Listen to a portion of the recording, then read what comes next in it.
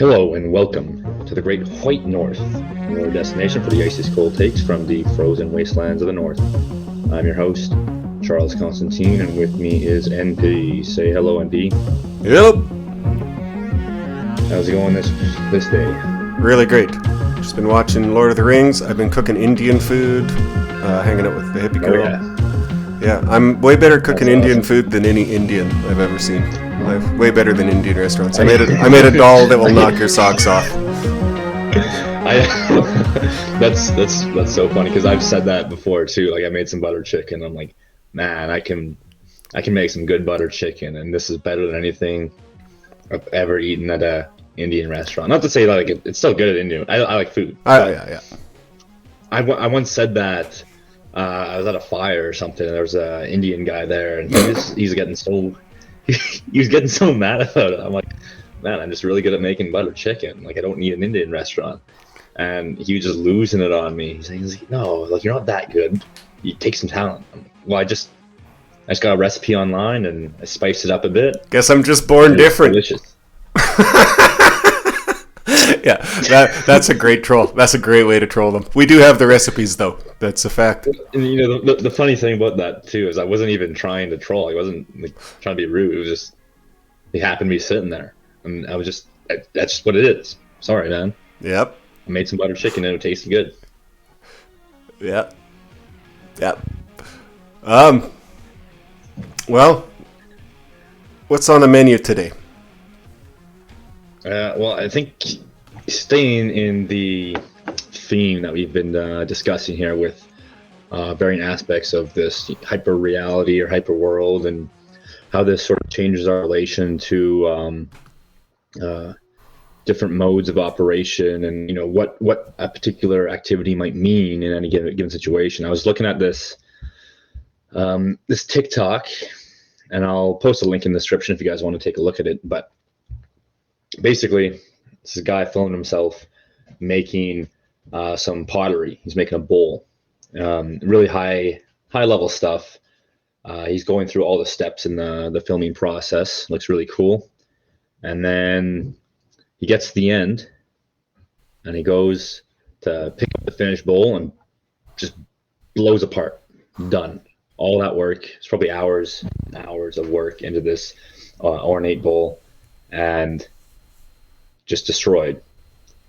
And so what I was thinking is, despite the fact that all his work seemingly went to waste, it was a failure. It wasn't really a failure because, well, I'm watching this video and there's thousands and thousands of people that also were watching this video. So in the past, where an artisan in his practice, you know, might lose a bowl and never get it back, or lose some piece of work in any context and never get that time back, suddenly it becomes a new product in a way, being able to sell the process as as some entertainment. Sure. Because it's like this, watch to the end, when you know you'll never guess what happens at the end. Yeah. And now it's probably produced far more eyes and sales even than the bowl itself. If he had finished it, would have gotten him. Actually, I saw another example of this. I was looking at pole vaulting videos for never mind why, but then I stumbled onto pole vaulting failure montages, and that is some content, let me tell you. Yeah, it's funny how, in a way, because you can film everything and present it as some sort of a new type of entertainment, that you can never really fail. Like, yeah, it's a failure in one sense, but in another sense, he just recapitulates it into a new context that can be consumed in another way. Sure. Well, okay, so let's examine first the perennial value of failure then. Because there's, philosophers throughout, whatever. Well, wise men throughout the age have said you learn more from failure, right? It's always been a value. You can, it forces you to change. Now, do you think maybe that this could offset the old value of failure in that it sparks a change and that now that the failure is the desired outcome, or at least a good outcome. No, I don't think that it would. I don't think it necessarily changes that, because that right, failure is sort of a necessity. Now, you don't want to fail as much. It's better, I think, the old philosophical wisdom is it's better to learn from someone else's failure than your own failure, but it's still inevitable in the process. But the thing is now, in the past, it would have been a simple learning experience. But now it's both a learning experience and something more. Because in the past, okay, you have that learning experience, I'll be better next time, but I still have to I don't get to reap any results except for the experience. But now, again, in this example of the bowl, he doesn't get to reap the results of selling the bowl itself, but he still gets to market his products through this type of content. So he's learning and he's getting eyes on the content. So it's heads I win, tails you lose, right? Like, no matter what happens, as long as he's found a way to recapitulate any outcome, he gets to win. Yeah, it is very good and a good mindset. It also is exactly. It's a poignant example of how just being watched by thousands of people changes the value structure and the landscape. Even though observing is supposedly just a passive act, it causes a massive amount of, it's a qualifiable difference in action or behavior. Right.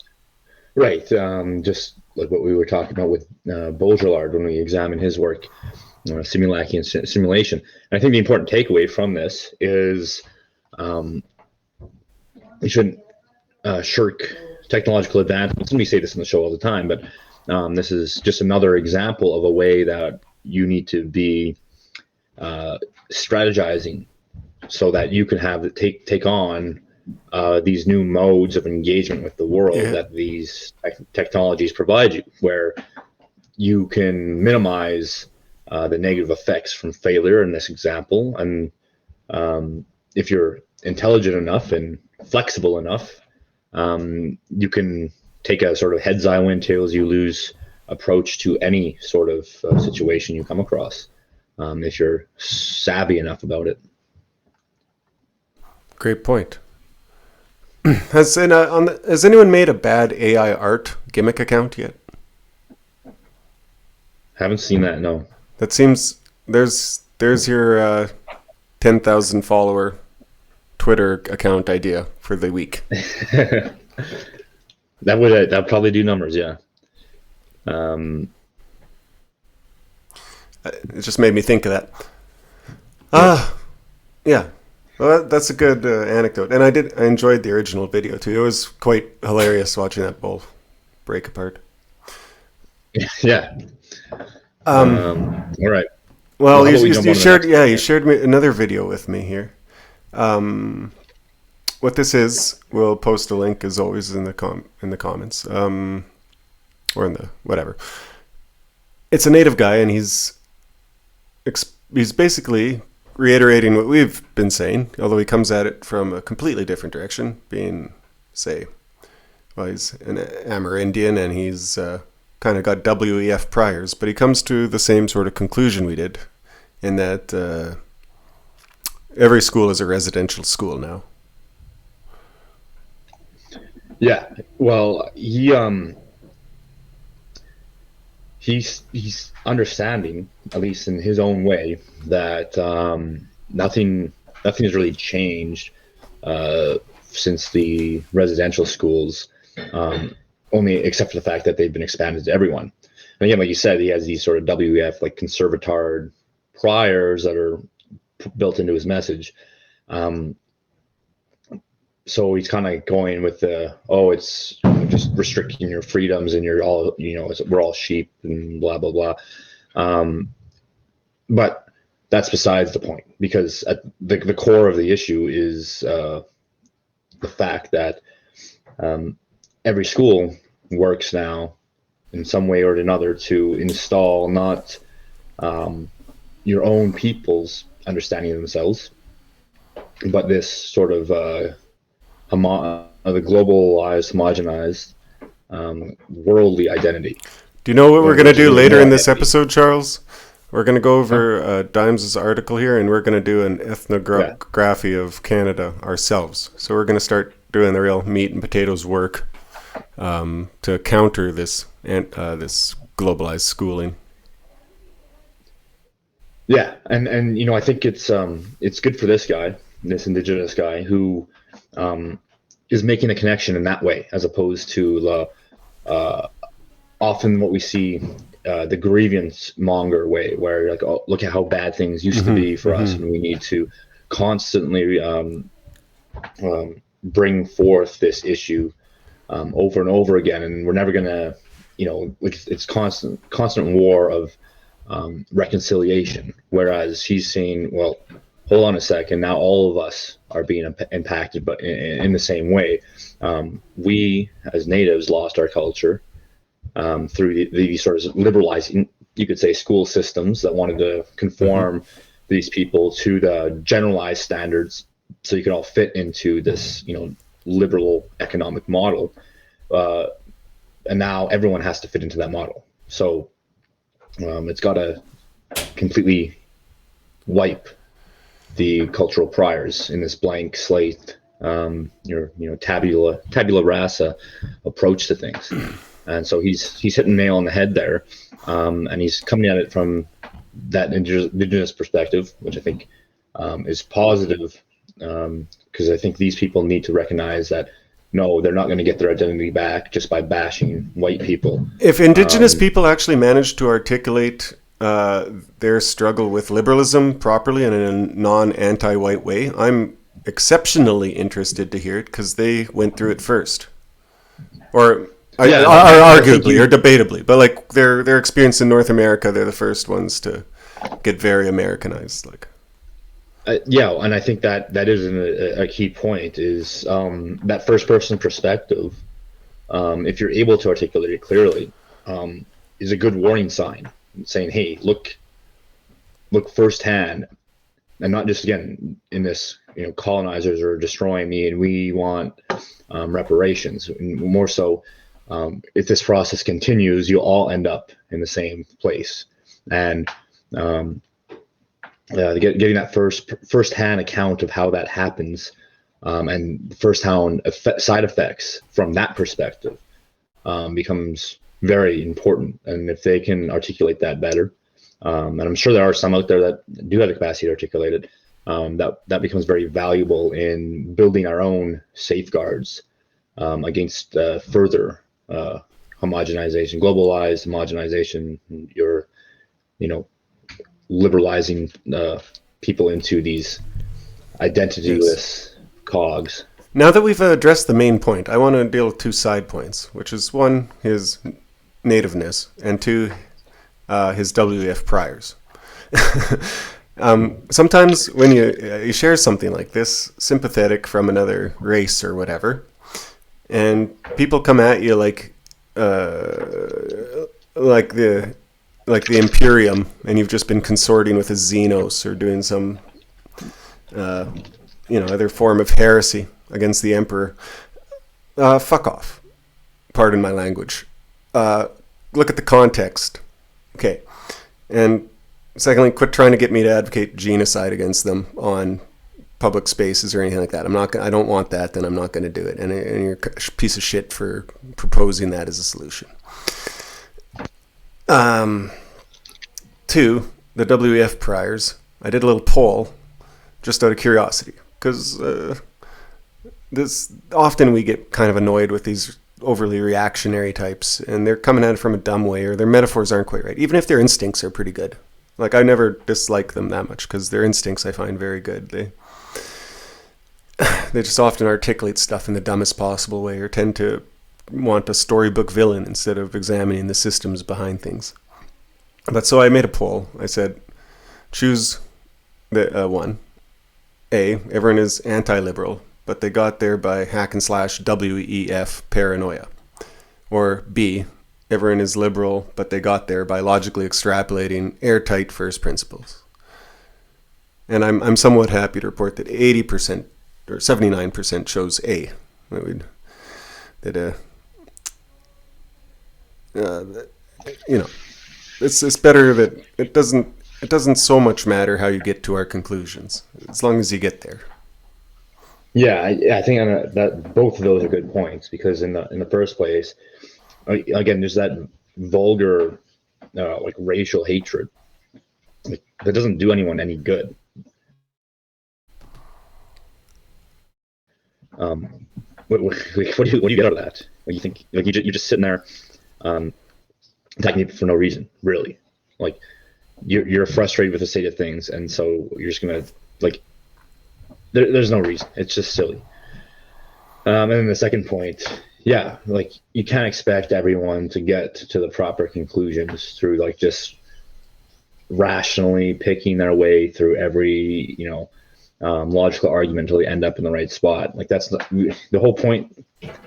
Like a big thing that we talk about in this sphere is, well, people aren't really these rational enlightenment individuals. Like they have their lives to live, and they can't be sitting in textbooks working their way through everything constantly. That's not to say people shouldn't have an appreciation for a level of education or a capacity to contemplate like higher ideals, because I think people, regardless of where they're at, all have the capacity to do that.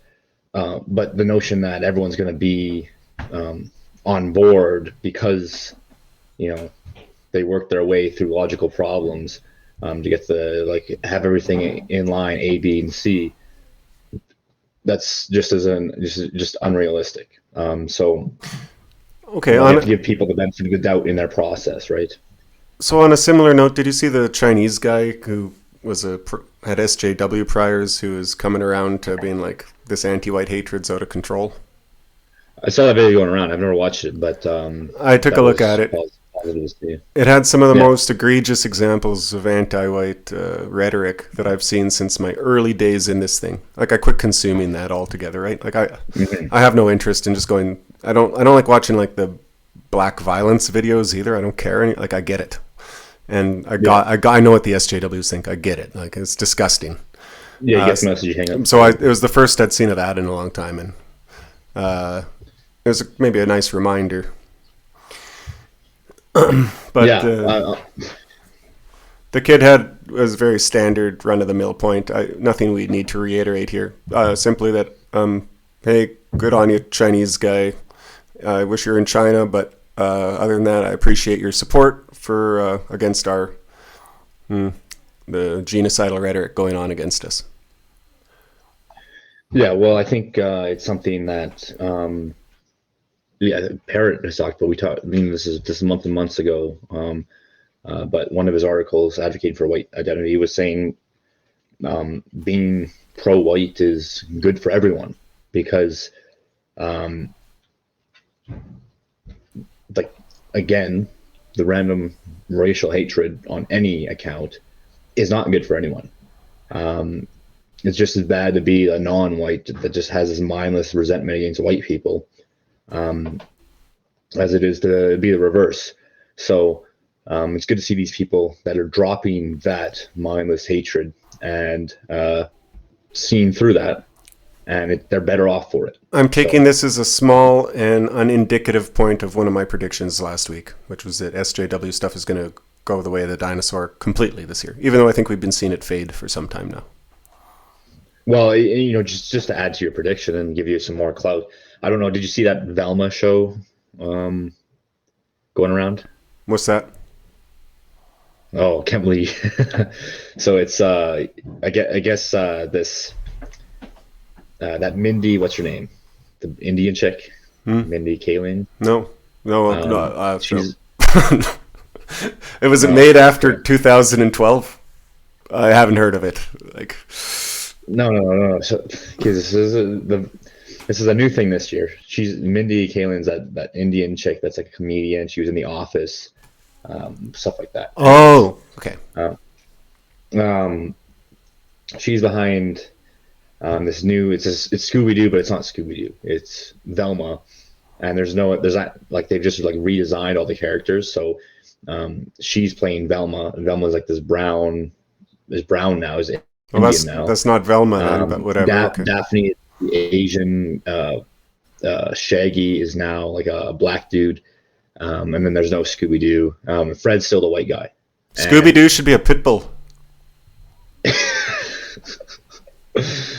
Anyways, so the whole, like, obviously people were kind of like seeing the trailers for this and being like, okay, this looks really dumb. Like, why are you changing all these things? Even libtards were saying like this black Shaggy doesn't even look like Shaggy if he was black. Like it just looks like like they're just like basically even they had an issue with this character redesign because they said I'm glad they're finally fighting against the anti-white stoner stereotype and allowing more of the Rastafarian stoner type to be prominent. I feel like that's a positive pro-white movement. No.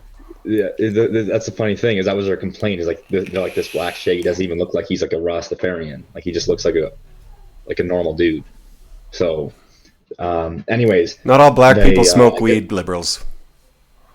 That's a good point to hit him on. But I guess the most recent trailers and even the first episode might have just recently dropped, and like the libtards were actually mad about how like it was like how anti-white it was.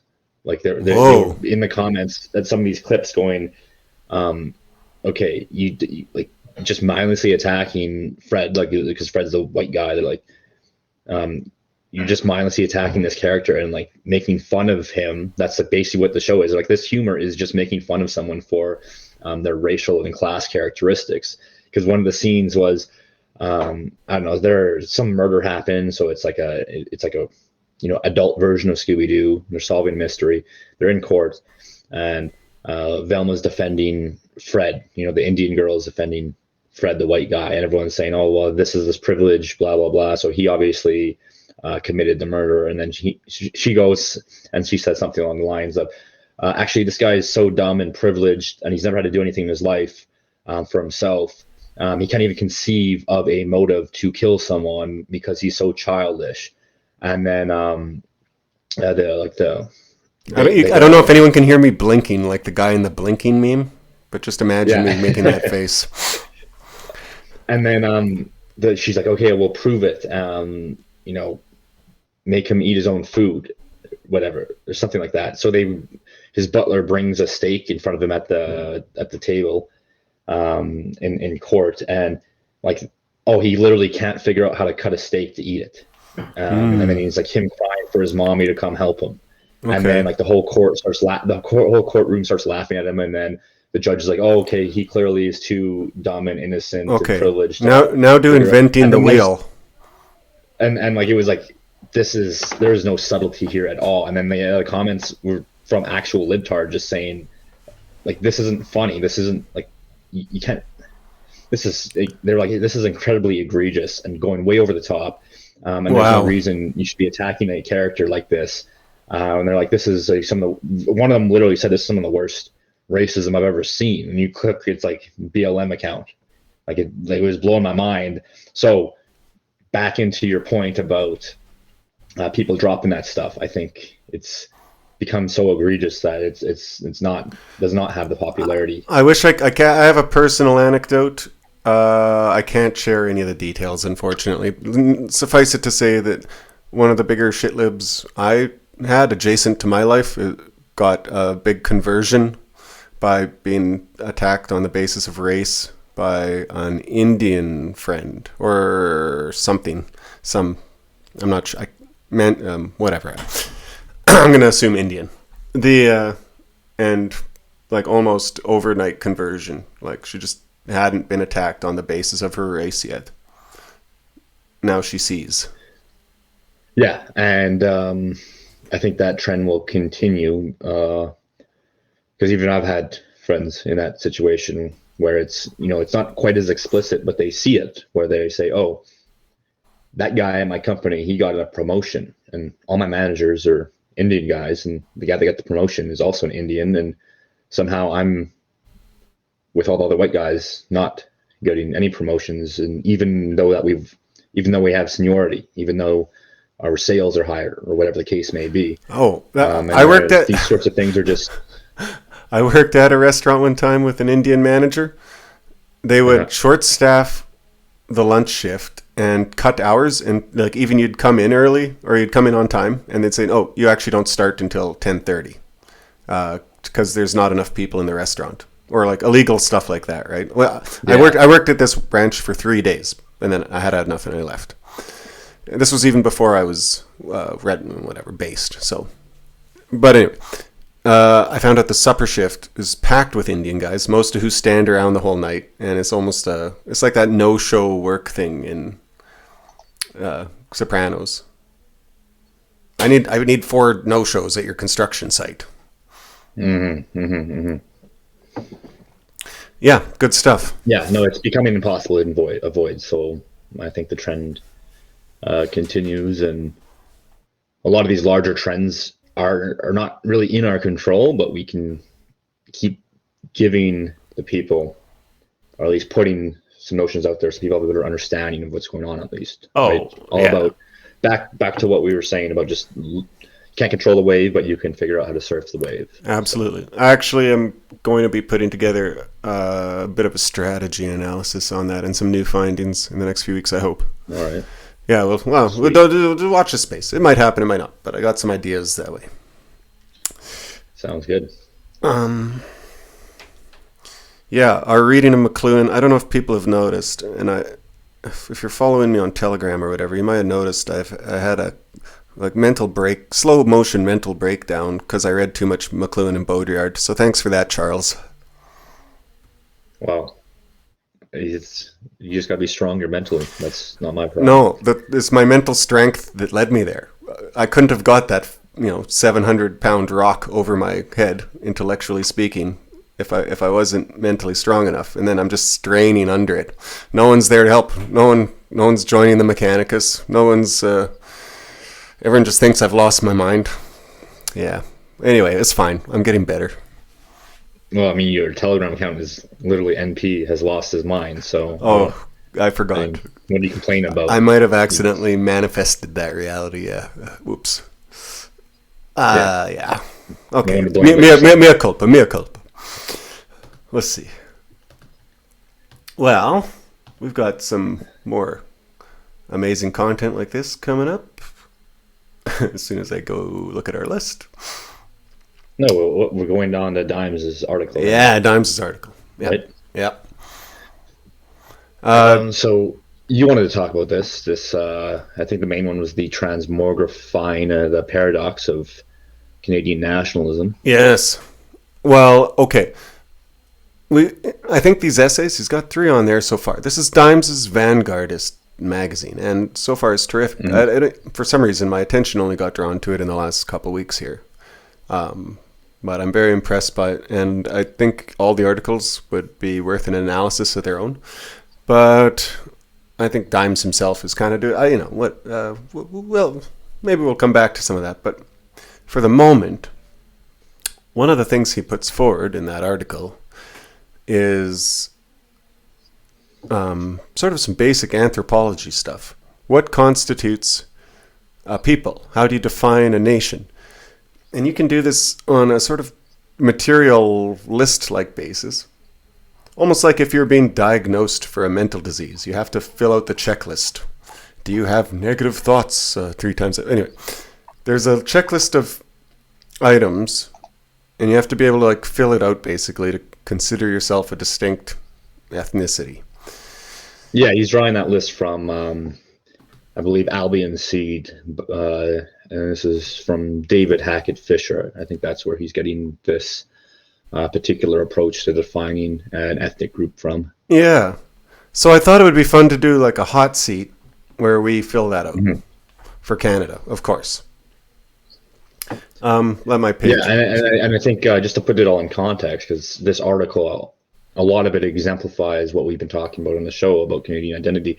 And he hits on the points, okay, well, this is a post-nation state, Trudeau, giving us that analysis of what Canada is as it is now. And, he's making an is statement.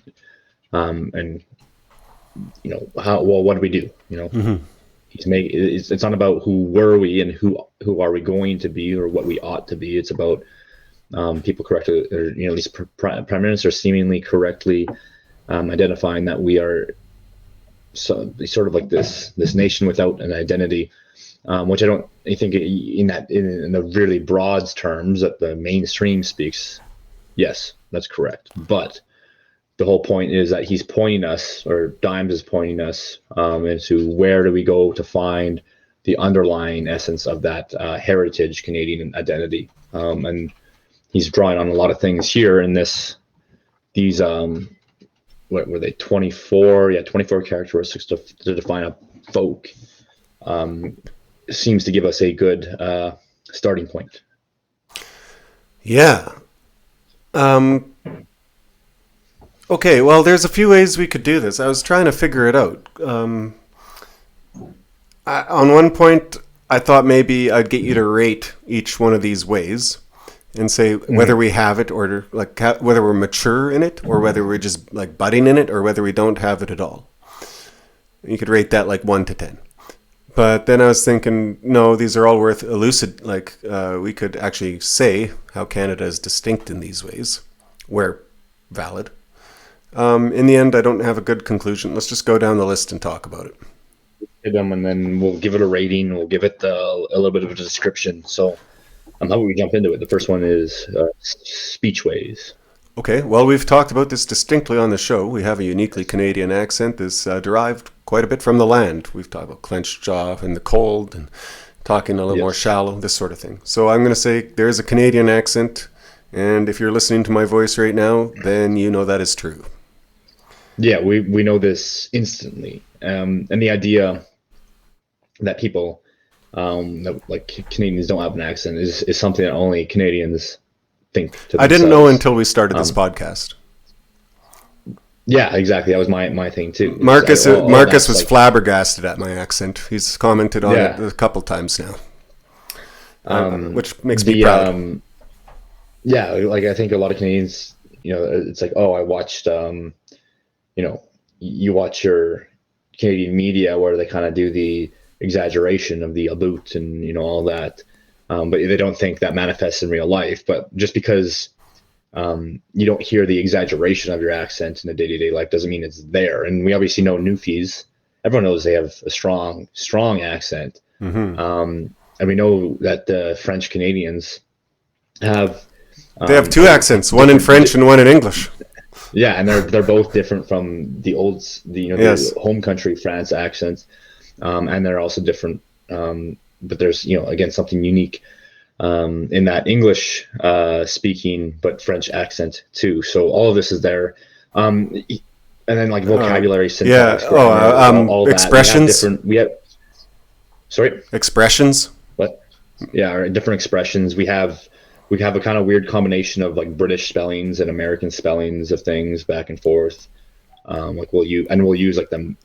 This might be we'll get into some of the other things. All right, let's jump right down to the next one, and this might be a complete opposite because it's building ways, and I would say that all of our building ways are now okay. It should be noted, even Dimes notes this in the article, that inheriting one of your ways from your your previous father nations or whatever, that's valid. It still counts for you. But so if I talk about our building ways, then I have to say that it's American technique and British architectural sensibility. I think this is something that you probably need more background in Canada, like Canadian historical, because a lot of people look at what we are now and they're like, okay, yeah, we're just, look at these mass cities. They're just the same as any other globalized city. So there's nothing, unique.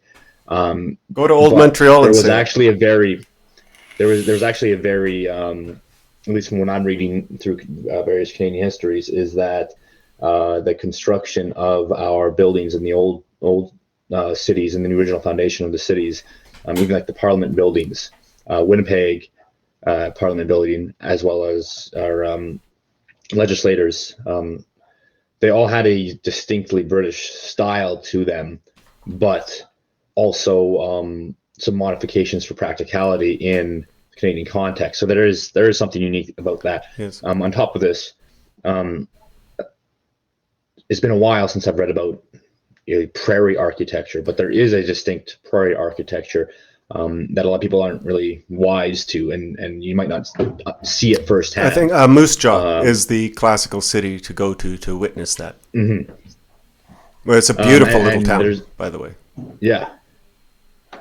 Yeah, and there's some like town halls in different small rural Alberta cities that have a distinct, you might be able to describe it as a prairie architecture. So even though we don't see a distinct architecture in our new buildings, we definitely do have a distinct approach that was inherent through the construction. And strong credit to the British for influence on that one. Yes, of course. Family ways. Yeah, well, we have distinct family ways for sure. And again, if we go back to what we were talking about in the various sort of vignettes about early Canadian lifestyles, you had particular approaches to family structures, and it differed depending on whether you're French or English, especially in the early French settlements. Very, very strongly communal. Everyone putting their work together, pooling their labor together to get the foundations of the city. Classically in Canada, in both the English and French, and classically in Canada, the extended family was almost as close as nuclear family, or if not, like it depends. But yeah, community based. That's the way to say it. Yeah, not and completely again, unlike the Hutterites. Yeah, and there's obviously the common, and this is very many cultures have this approach, but there's you have many children in your your homestead. And then some children are ending up going to the clergy, some children are going to the city, and some are staying there to tend the land. So that was generally the structure in early Canadian history. Yes. Largely influenced by religion. The Catholics behave different than the Protestants in a big way. Protestants, I think, tend to have a little more focus on the nuclear family. Yeah, that's correct. Marriage ways. Well, the marriage way, again, there's nothing particularly unique in Canada. It's separated from the religious traditions and the heritage, the British and the French heritage. The main distinction would just simply be between whether you're Protestant or Catholic. And then the even that's, I guess, the other aspect, and the only unique aspect, I guess, would be in the early settlement stages, the need to import women to the colonies. Sure, les filles du roi. But other than that, and again, that was the first 200 years or so. But after that, I'll add one thing: the toonie bar. Oh yeah, the toonie bar at the reception is a uniquely Canadian. Gender ways. So this isn't how many genders there are. There's always two. It's across every civilization in history. It's what are their relations like in roles. Going back, this is something that there isn't something particularly unique compared to, I would say, the European tradition, specifically British tradition. Men and women fulfilling their roles. It would just be more specifically in the context of being on a settlement, building up from scratch. So everyone needs to be involved. Even in my mother's family, in the 50s and 60s, there was extremely distinct gender roles. The women at home, gardening, laundry, raising the kids, etc. The men go work in the fields or wherever. And well, it wasn't in the context of building up the country, everyone was involved in everything. Like you couldn't be a woman and just you had to be out. There's like, a good grinding away. So there was like everyone was. Our women can chop wood. The entire process. Yeah, exactly. Canadian women can chop wood. That's just a fact of life. And in fact, on the farms and stuff, in the cities they like daintier girls, but in the farms, often a bit of a sturdier girl is preferred. Not. I don't exaggerate what I'm saying, but a little bit more, a little stronger. Like you couldn't. In much of the rural and like again, a good chunk of Canadian history was a lot. Nope, you cracked up. People, lots of people selling very rural lands. You couldn't just be a girl that could just be disengaged from the work process. Like you had to be able to survive with the rest of everyone else. You had to pull your weight in the mix. So in a way, we're almost a Germanic in our gender roles. Like the women are quite a bit more equal in some ways than maybe in Mediterranean countries or something like that. But well, I don't want to start a thing. I think we could go into that one at great length. Let's say Canadian. Yeah, I think we do have a distinct gender ways, sex ways, which let's not get into it. Let's just skip that one. I don't want to talk about it. Child rearing ways. It would be similar to the notions that we touched on earlier. Children need to be able to handle themselves. They need to survive in a harsh environment, and so a lot of the foundation of that was prepping your children for harsh winters and a lot of like just ruthless environment you're being surrounded by. So that's, I think, that foundation of setting your children up to survive in a harsh environment is where a lot of the notions of Canadians as these rugged fighters in various wars, that was the root of those interpretations of the aggressive Canadian fighters. Yeah, as it was premised on. I will say that the father takes on a role of mentor, not friend. He is a guide. He is the disciplinary. Both the mother and the father are disciplinarians, shared equally. But the discipline is not overly abusive or physical. It's changed over the years, but certainly no emphasis on it. The children have a lot of freedom to run free and build tree houses out in the woods. And you come back when the lights are on. This has, of course, become completely Americanized and a bit lost in modern years. But we were raised as little savvy, efficient, trustworthy adults, like you say. Yeah, I think that fits pretty strongly, and really the only time period that you don't see that in is just very recently. Including there's a big split. If you talk to Charlie Yield or whatever, he'll tell you about his Gen X upbringing, and it was a lot more like what I just described than like what. Even my childhood is a bit split in half. The first half was running around, pulling people around on a skateboard attached to a bike. The second half was more dominated by swimming lessons and Nintendo. And so I cut that divide right there. And that's 30 years ago. Naming ways. I think this one's a pretty easy one. I mean, they will deviate slightly between the French and the English. I guess the English are going to be your naming conventions are premised in men in your family or the woman in your family, right? You're just taking up, continuing down the tradition of common family names. I think the French, due to the Catholic influence, obviously naming after saints. Yes, there's only like 5 French first names. There's like 3 for women and like 5 for guys. Jean-Luc, Guy, Marie, Marc, Mary. Yeah, Mary Ann, Rose,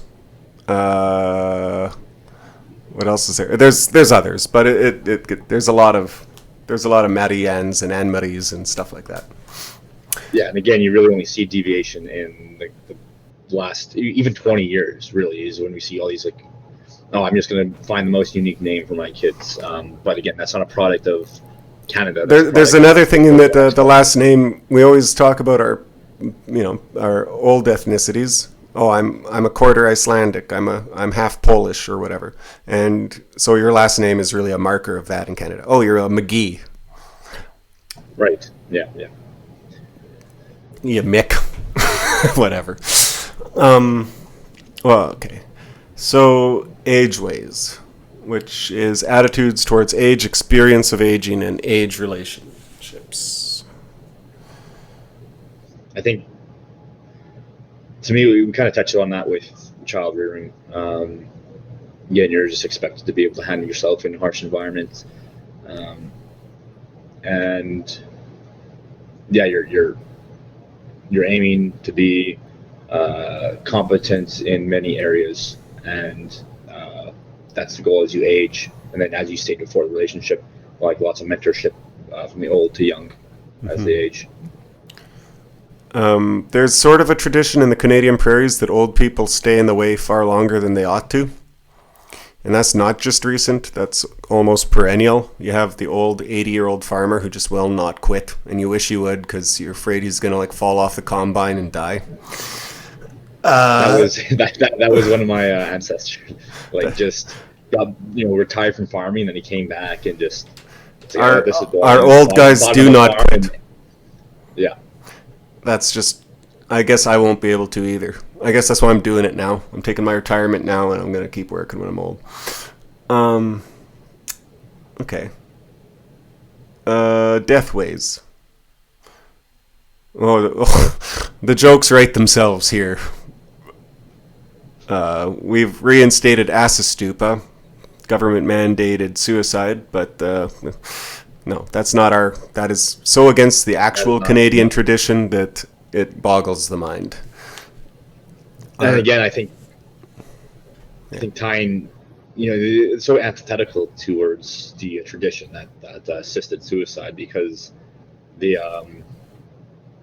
nature of living in this environment, and at least the first 300 years, especially, the last 100 years has been less the case because of modern innovation, but you're always at death's door, living in a place that has harsh wildland and winters as long as we have.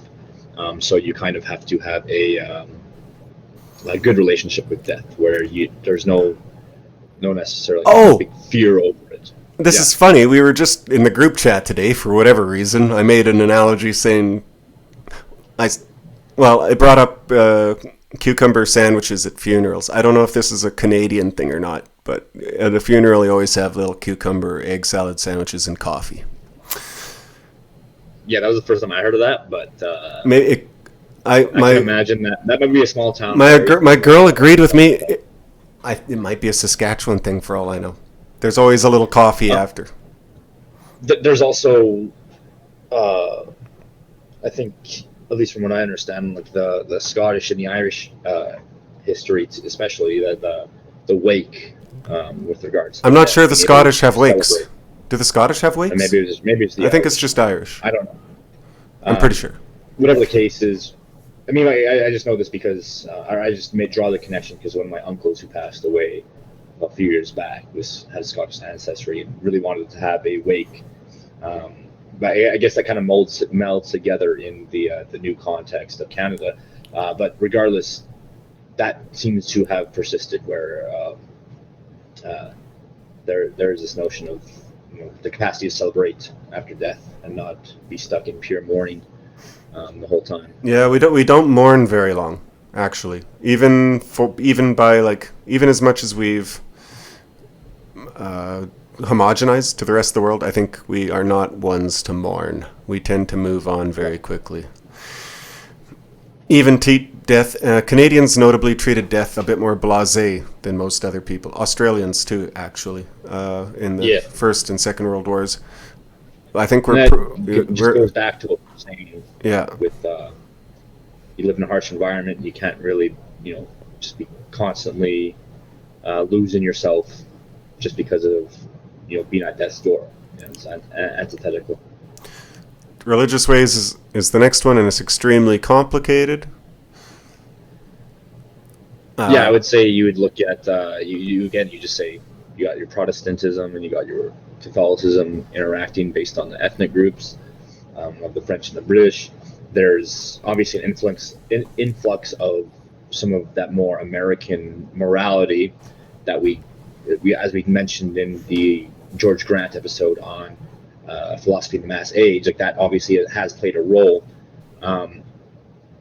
But the way that it's sort of, again, like you said, it's complicated. The way it's sort of intertwined is as a lot of the country has ended up with the Catholic school system as and sort of Catholicism getting more of a foothold than Protestantism over time.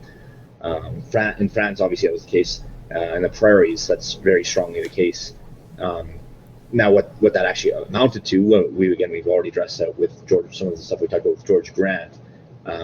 But you can definitely say that I think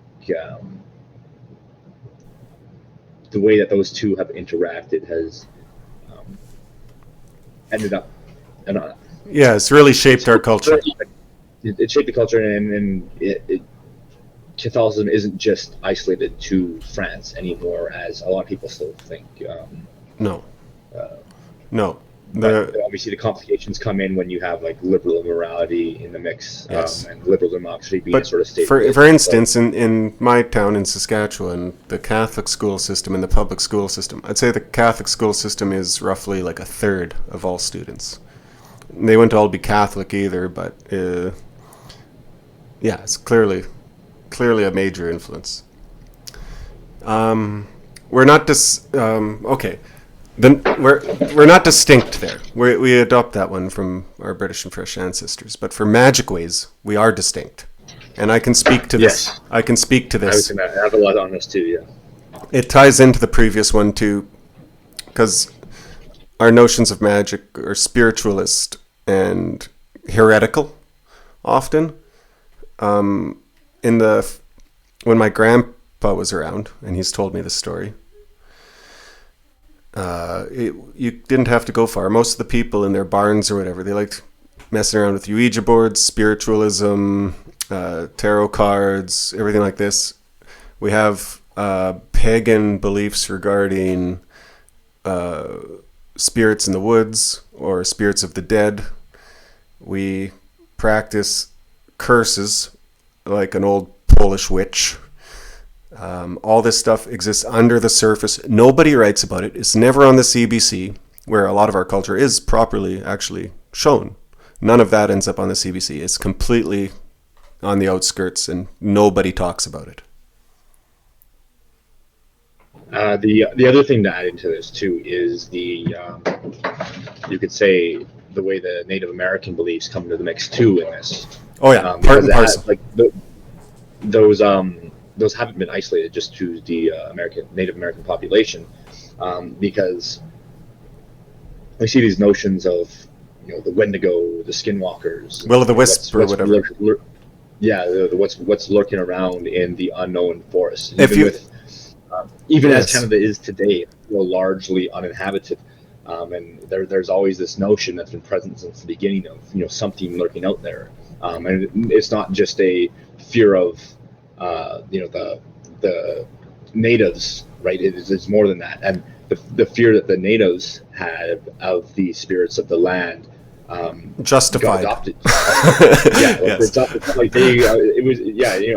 It's not like it was just pagan belief, and Look, suddenly it's dropped. Like all of this works together into our understanding of the land. if you want some first-person testimonials about this stuff, I highly recommend the 2 episodes of Cope to Cope AM I did in October. There's lots of Canadians on there telling first-hand stories of a lot of, call it esoteric beliefs. Whether they're true or not, or real, or imagination, or whatever, they all exist on this this fringe of this way of thinking. And I will neither endorse nor condemn. I think it's an important part of us, and I like to explore it now and then.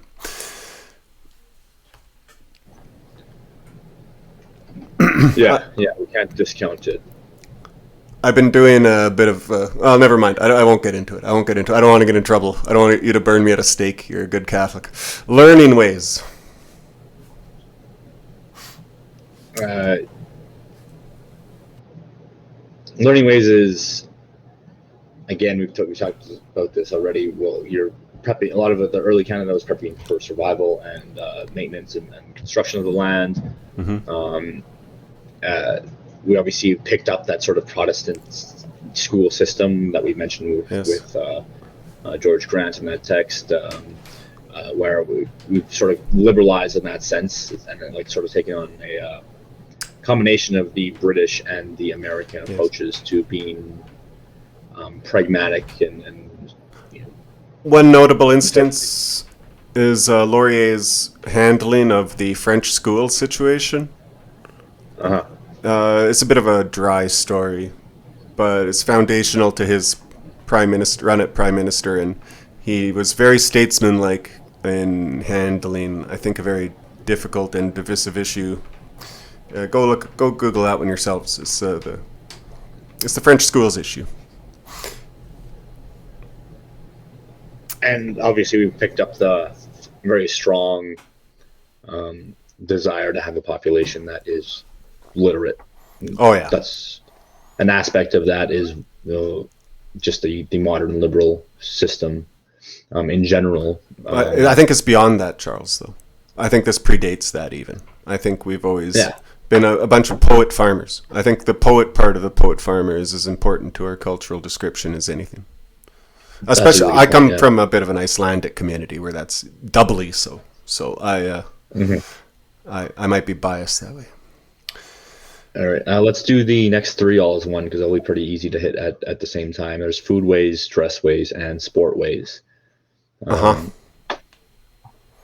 So, food ways. I mean, well, it was like sort of scattershot this, hit them all at once. Food ways, we got our poutine, our doner, and maple these sorts syrup. of things. Notably, we have a real emphasis on raw whole foods because our economy is mostly exporting raw resources. So what we're known for is our blueberries, not our blueberry pies, and it's our maple syrup, not our whatever. Mm-hmm. Pastries is a big thing too, especially when you read about early Canadian diets. Love the pastries. Oh yeah. And then on top of this, we have we said the poutine,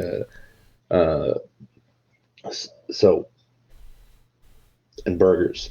A real mix of French, Ukrainian, English, a real mix of all sorts of world foods. Hearty foods we like. Dressways. There's obviously it's all, a lot of it comes from the practical aspect of living in the environment we do, whether that's the plaid and the tartar wear or the denim. I've actually done like an extremely detailed analysis of this as far as young men's fashion across BC, Alberta, and Saskatchewan. BC, you get the toque, and you got the kind of wool-trimmed plaid thick coat. Alberta, your classical thing is the red flannel shirt with the and you got the baseball cap. Saskatchewan, you get a variation on this. You get the leather jacket and the trucker cap. These are anyway. We have dressways that are very American and British, whatever, like that now, but we do have distinction, like pretty obvious ways that are different. Yeah, and with that too, we also have a consistent sort of, I guess you could say, upper class, or like the, I don't know, the sort of British parliamentarian look for when you want to dress up nicely. Like that's still consistent in all the major cities. Yeah, unfortunately, at least Tyler Hamilton would condemn this. If you go to a wedding or funeral or function in Saskatchewan, Alberta, it's really not uncommon to say even blue jeans Or black jeans if they're being fancy. Cowboy boots. I've seen cowboy. I was gonna say I've seen cowboy boots at wedding before. I don't think cowboy boots are that bad at footwear choice. I think they could be incorporated into a nice suit somehow. But the jeans is beyond any kind of apology. I've seen like shorts, like workout shorts, not even like cargo shorts, like straight up. Like okay, this is a slipping of standards more than anything, but it does speak to a natural tendency we have, which is to dress like we're going to go to work in the field every day. Just hold on. Not only have I seen workout shorts, but I've seen. I never actually attended the wedding, but I know a guy who had a wedding who wore wore shorts to his own wedding. No. Some cargo shorts to his own wedding. Yes. What did he wear to his divorce the next day? No, he never got divorced. So. Wow. Okay. Yeah. If we'd already talked about gender ways, but I guess we have very forgiving women. All right. Wow. Sport ways is sport ways. We'll jump into sport ways. Easy. Hockey, lacrosse. And the key things here in this is they're completely unique to our country. Mm-hmm. To this day, no other country can compete with us in our skill at both of these sports. Like, not even close. We overwhelmingly dominate these sports. Let's throw curling in there then too. Oh yeah, curling's there too. Yeah. I don't want to debate whether it's a sport or not, but whatever. It's a game. Sports. Okay. No, curling is a sport for sure. Yeah, these all fit into our foundation. And again, it's one of those things where, lacrosse is an easy one and it demonstrates just the uniqueness of Canada, because it is the sport that was native to the land already, and then it became integrated into the Canadian consciousness in the early days of Confederation specifically, where you have they viewed lacrosse as this symbolization of the ruggedness of the Canadian settler, being conformed within the more rigid British tradition, where you're taking this unstructured game and turning it into something structured that you can play with, given rules X, Y, and Z, but it never lost its ruggedness, its savageness in the process. So that made it very uniquely Canadian.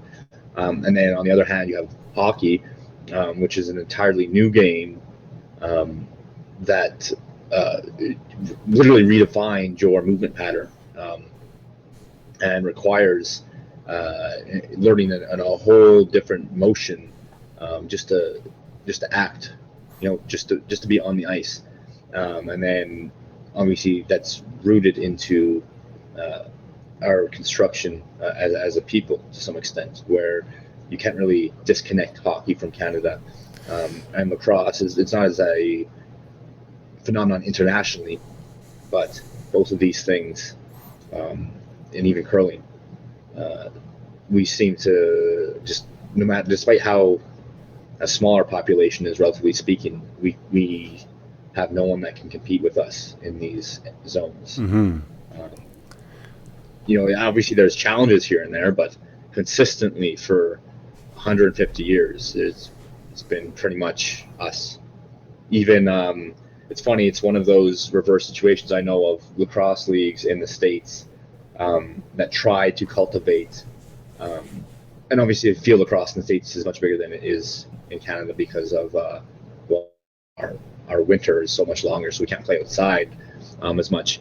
But the development of box lacrosse in the States, they try and put a cap on Canadian players in their some of their. Oh, they were bringing in so many ringers. Yeah, exactly. Because they can't, it's like they make a league in the States, and then the excess players from Canada go down there, and then they push all the American players out, and so they had to put a cap on American players in a lot of the box leagues. That's funny.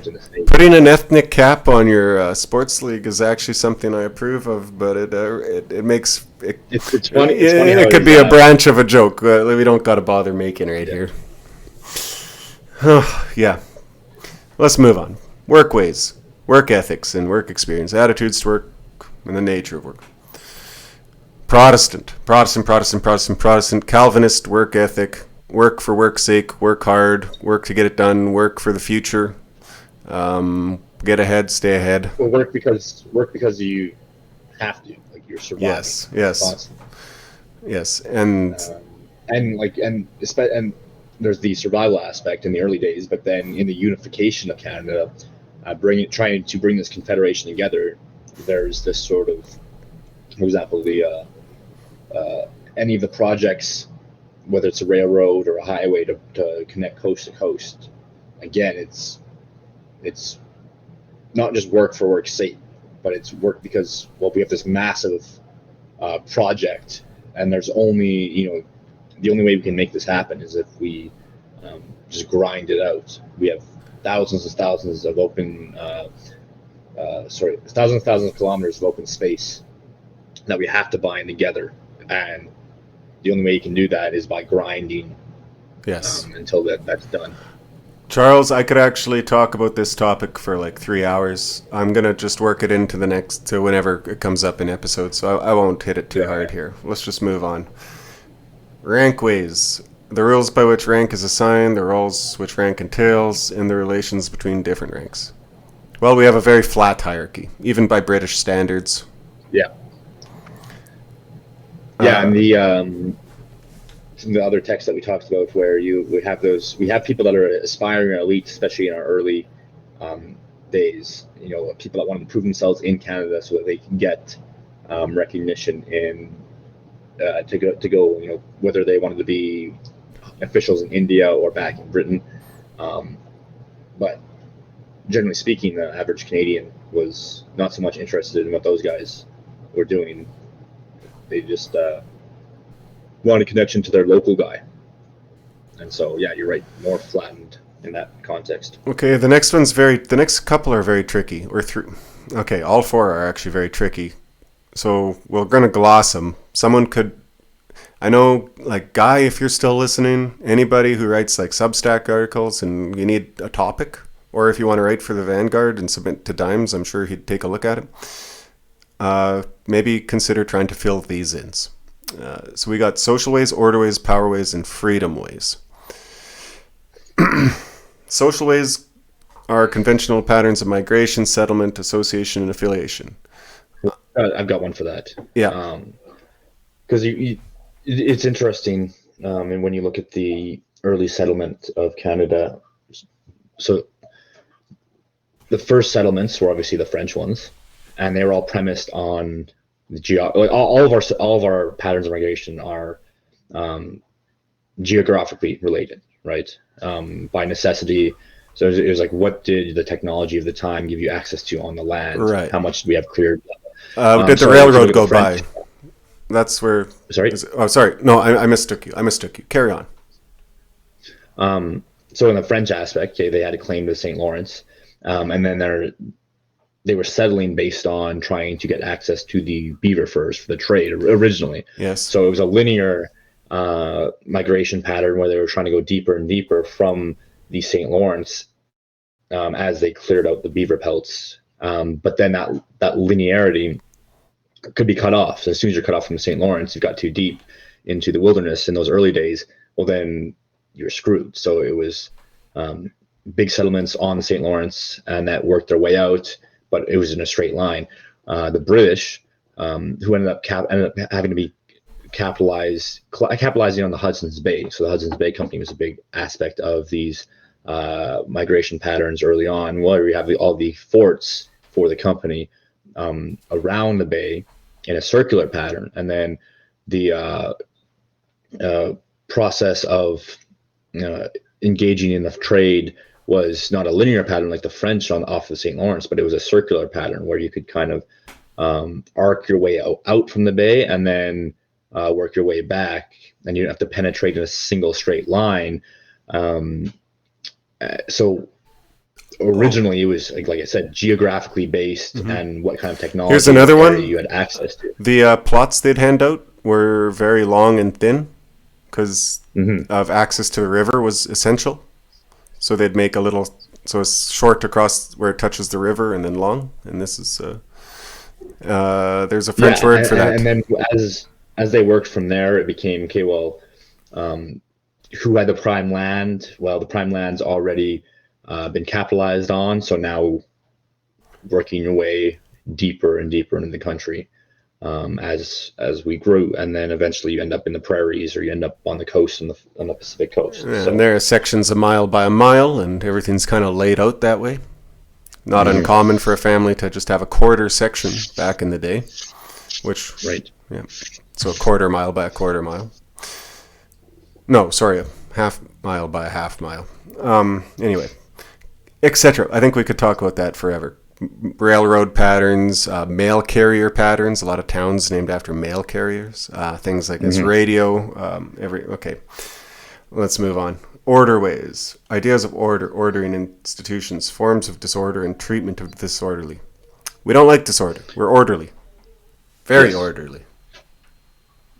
And we take that tradition from the British common law. Now the French also had French law, so they had a distinct approach in at least as Quebec and as Lower Canada. Eventually, that all got reconstituted into the Confederation of Canada. So you have more of a consistent common law across the board after that. But that was that was the way that we ordered things primarily. Mm-hmm. We're not a very easy-go-lucky people. Well, we kind of are, but not. We're kind of a bit prim and proper. We are in the day-to-day interactions, you could say. Yeah. But when it comes, when the rubber hits the road, then it's, Well, it's funny because I just said we wear blue jeans to weddings, but we want but social order we hold in extremely high regard. This is a very interesting and contradictory topic. I think we like order in a spiritual level, but on the trivialities, we don't care much. I think to the style of things we make. I always think to this basketball hoop my dad built me out of 2x4s. Mm-hmm. It could have withstood a tsunami, and it looked like nailed together 2x4s, and it was. Yeah. And that's everything he built. It's a bit rough. It's a bit hardy, functional. And well made. Power. I think that sums it up pretty well. Power. Yeah, we'll go on to power. Yeah. Attitudes towards authority and power. Patterns of political participation. We're not much of the rebels. We respect power and authority.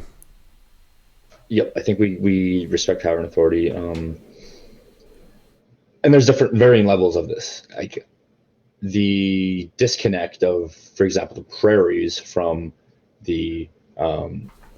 Ottawa.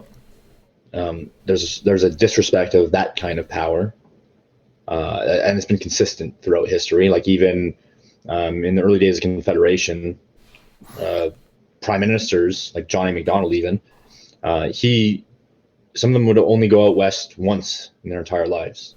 So they'd be ruling a country that they never even. So there's sort of a disconnect from that aspect of the authority, but at the same time, at the local levels, people want that authority, and they hold dearly to that. So I think a lot of the modern instances of wanting freedom and reject the government and X, Y, and Z, that sort of is a spillover from America. That's playing into our the distrust of the how do you want to put it? Typically, yes, it is, because typically what we want is control of our own local. We want control of our own local power because we fear it will be corrupted otherwise. And in fact, we kind of really honor the power of even say Ottawa, the federal power, or this British notion of power in a more abstract sense, and we hold it as ideal above any man or any particular party, hopefully. Now, so if we want to have a revolution, it's only to restore the order that we've lost. Mm-hmm. Yeah, it's not about cutting away the restraints, but making sure that they're the right sort of solution. And well executed and justly executed, no doubt about it. Right. And we'll complain at Tim Hortons about this on a loop for 150 years. Well, and I think part of, again, this doesn't really get articulated by the people that have this sort of anti-federal government sentiment, but it's, I think the root of it really is just a concern that someone so far away, someone so distal, has an incapacity to justly order where we are at locally. And so it's not necessarily about casting that all away, but just more of a concern for the capacity of someone so far away to do justice to our particular instance. So we're essentially reformists. I think that also answers the last one. It does. And I think we've touched on that at length. For instance, whenever we've talked about the Alberta separatists and where they go wrong and things like that, our attitude towards freedom is communitarian. You could even say, not unlike certain 1930s characters' ideas of duty towards our communities and also the individual and allowing him his individual freedom. These things hang in a balance. Well, I mean, it's no different. Well, it's earlier than 1930s. I was making a particular reference to something we're like. Yeah, I know. But yes. But I mean, saying like in our own like we literally touch on this episode with the communal aspects of the French farmers. Yes. Right. Two things that we actually missed. I don't know if you realized it. What? We missed time ways and wealth ways. Oh, how'd I miss that? Okay. We jumped right to rank ways. Oh, whoops. But I think attitudes towards use of time, like I don't think there's anything particularly like. No. Outside of although there is. Our seasons are different. Yeah, that's a good point. Yeah. Yeah, we are very, very in touch with the seasons. The winter versus the and getting the full scope of the seasons too. Yes, they're exaggerated here so hard. Spring, like it can be a hot summer and a cold winter. I mean, anyone just watching the backgrounds of these videos can see kind of our attitude. Yeah, like get the whole scope, exactly. Anytime you're going to see a documentary about Canada or whatever, all the stock footage is always going to be our weather, and that's what we're all about. The weather. Once you get to a certain age in Canada, it's about roughly 75% of what you care about. And that's a good point. That does inform the rhythm of our life. So that's key. And then the wealth ways, attitudes to wealth and pattern of distribution. I'd say we just want enough. We're not terribly greedy or like hoardy or materialistic, although it happens. All the old people who lived through the 30s and stuff got those attitudes are all hoarders, but it's not like they're hoarding gold. They're hoarding old rusty snowmobiles in Life magazines. Yeah, there's definitely less of the, even to this day, even with the influence of America on us, there is not that entrepreneurial, individualistic spirit of earn as much as you can for yourself. I feel like our millionaires might even be a little more like, they're not that they're embarrassed to be millionaires, but they don't I don't know, they can be a bit snooty about it, but they're, by and large, the millionaires who like really invest in the community act just like everyone else. Yeah, I think that's fair.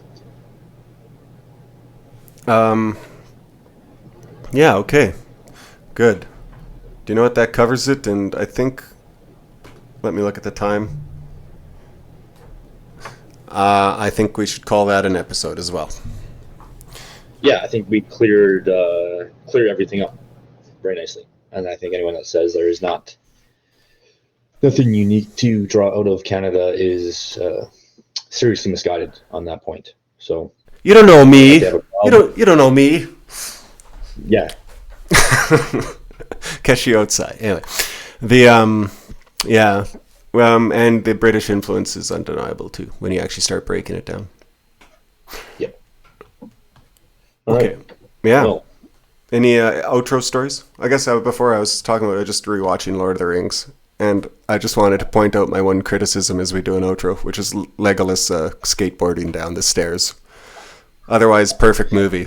That's the only thing I'd take out. Yeah. Yeah, I was saying the same thing.